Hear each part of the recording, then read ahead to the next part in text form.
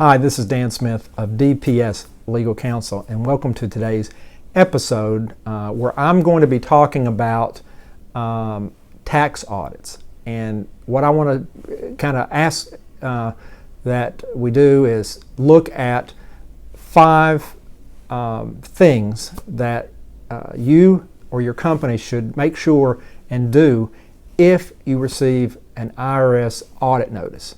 5 things that you should do to protect you or your company if you receive an IRS audit notice. First thing is, and this is fundamental and it's common sense, but it needs to be said. If you get an IRS audit, number one, don't ignore it.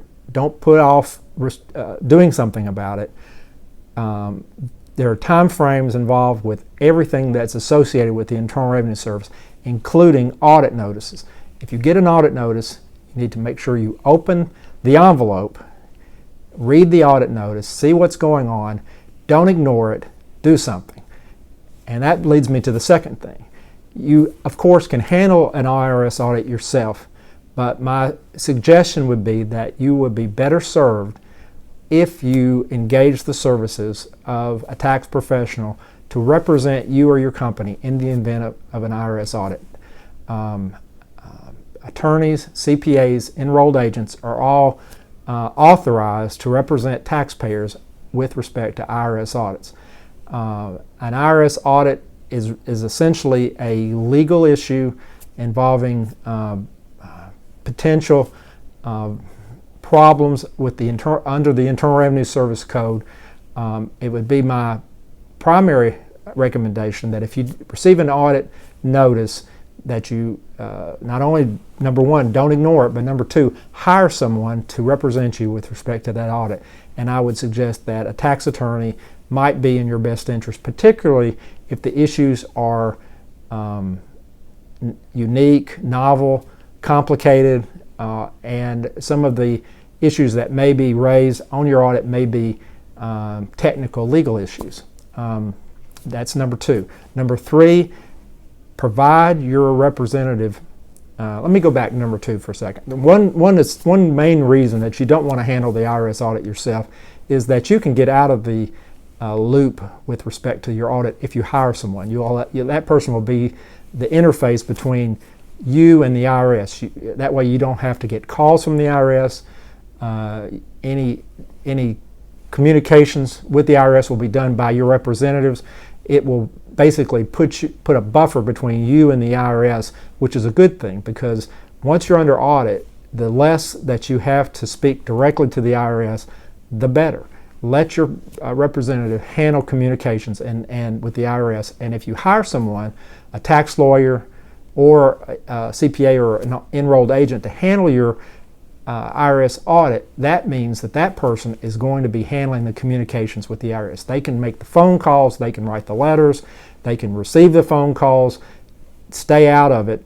Don't have communications with the IRS yourself if you can help it. So by hiring someone to represent you, you've basically put a buffer between you and the IRS, which is a good thing. So that was number 2. Number 3, once you've hired someone to represent you on the audit, the service is going to be looking for information from you. They typically do this through what's called an information document request, or an IDR. What you want to do is be in a position to respond promptly and completely to each document request from the IRS, but by having someone handle it for you, they will be in a position to put the information that's being requested in the best possible light, and also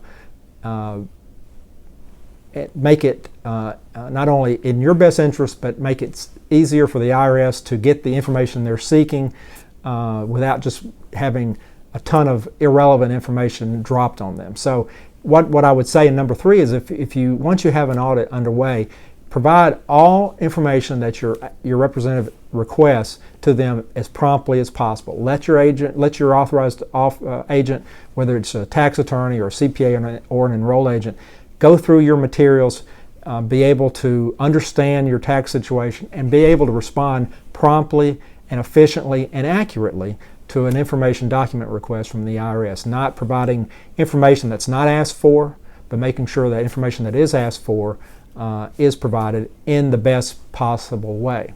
Number 4, I would say that once you are under audit, it's going probably to be in your best interest not to file tax returns for any future years unless you have to, and only when you have to. So if you are under audit, it's typically best, rather than filing on April the 15th, to ask for an extension to which you get automatically for 6 months, which would put your return due on October the 15th.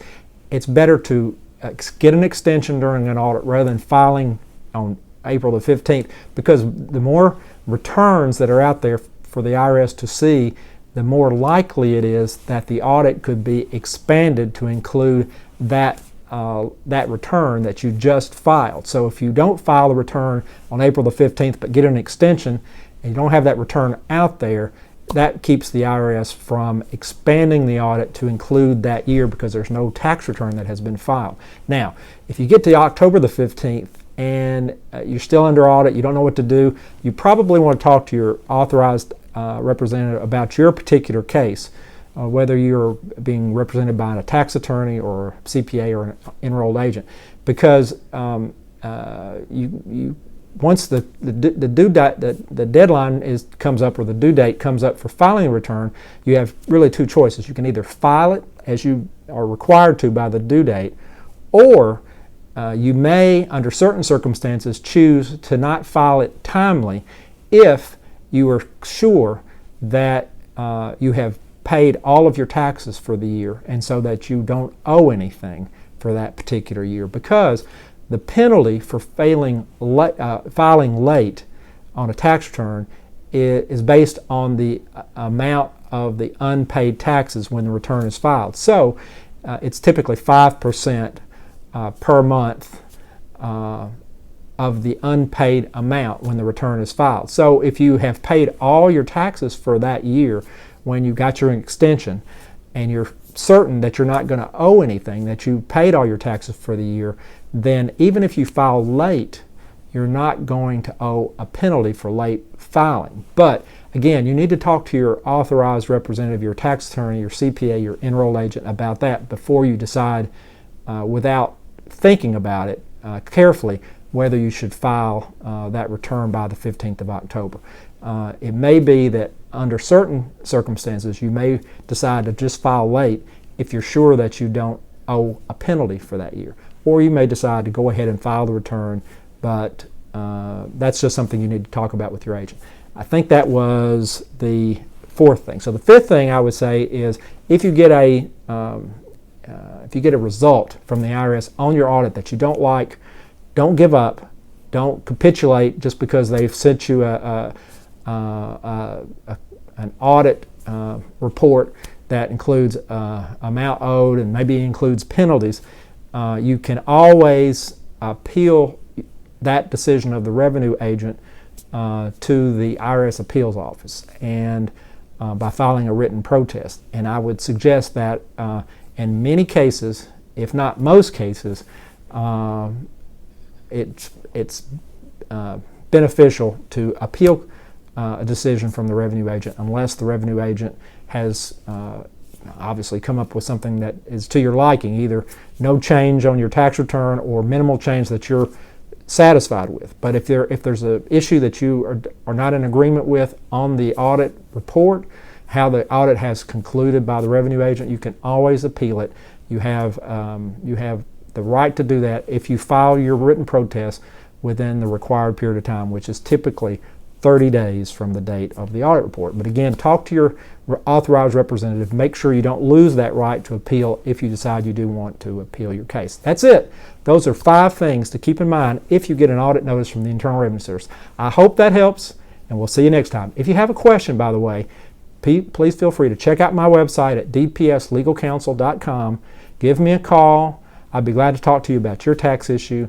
And until next time, we'll see you on this episode of Einstein's Theory of Taxability, and Business is More Exciting Than Any Game.